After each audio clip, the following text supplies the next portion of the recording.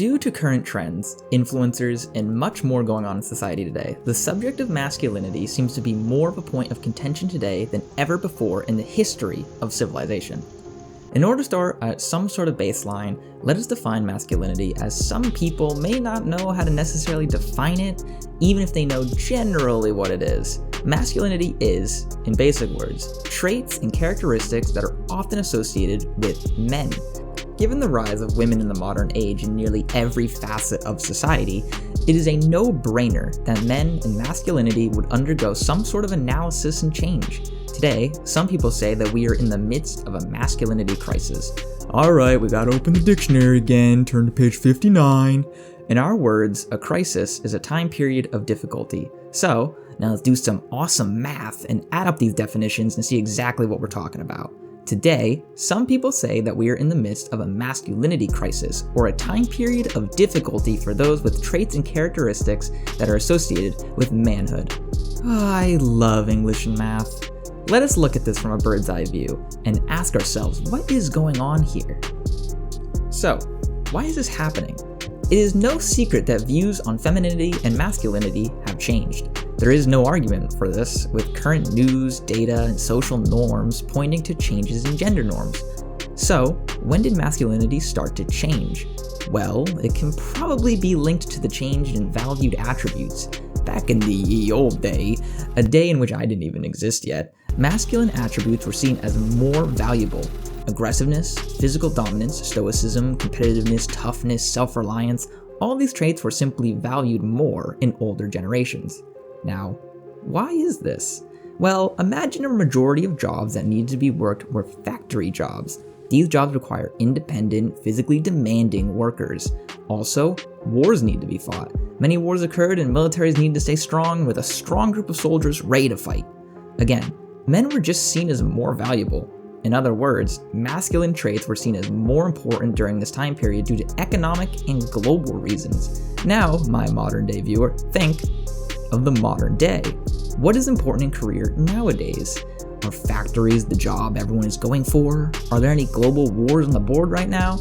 Not really. Right now, you know what's needed for your career? Creativity, communication skills, and focus. Today, you do not need to be a big, strong, stoic, and aggressive man to do well. In fact, these skills are seen as a detriment. With this, women are smoking masculine men in careers, with the recent statistics just showing positive trends for women. So, that's the history lesson. Thank you for attending class today. It is clear that masculinity is less in favor. Calling it a crisis may be a stretch, but no matter what, the facts are clear and pointing to the idea that masculinity is just desired less. In the next period, you're going to go to debate class and you'll be taught both sides of the question, is masculinity healthy or not? So, what is the support for masculinity? For starters, many point to the statistics as to why the hate on masculinity is detrimental to men.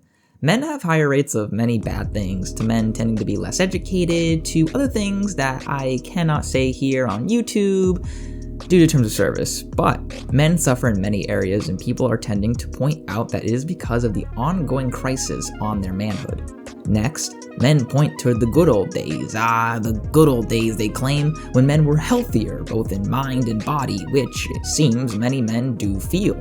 People also feel like this is an unfair attack on their evolutionary processes. Men, they argue, evolved to be more aggressive, competitive, and stoic for biological purposes, as it was needed for early humans to survive. Nowadays, the idea is that men are being told to reject their biological thought processes in order to submit to women, forcing men to be equal with them. Finally, while masculinity, to many, may seem bad, it can be argued that it is needed for society.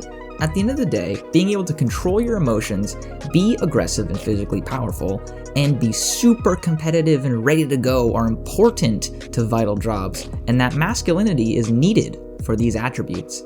In summary, people feel like masculinity is important for men in order for them to live how they want to, and it is important for society as a whole for the attributes it promotes and produces. So, debate team, what's the counter? First off, let's debunk the statistics. While men may be on the negative trend line in these graphs, that does not necessarily mean it is because of a downgrade in masculinity. Many things can happen for many reasons, so just because masculinity is going out the door doesn't mean that it is causing a shift. So, what about the good old days? Well, men may have felt good about the good old days, but that doesn't mean everyone did. Yeah, men may have been more clear of mind, more in their prime, or felt better, but is masculinity really to blame for that? Or was it the values of society at that time? Maybe the good old days were just the regular old days to others.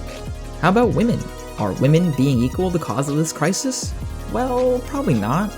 Some data suggest that the equality of men and women work to support both genders, not just women. Of course, some may feel otherwise, but we are simply here to just present the case. Well, at the very least, women are cold, heartless monsters for denying men's evolutionary nature, right?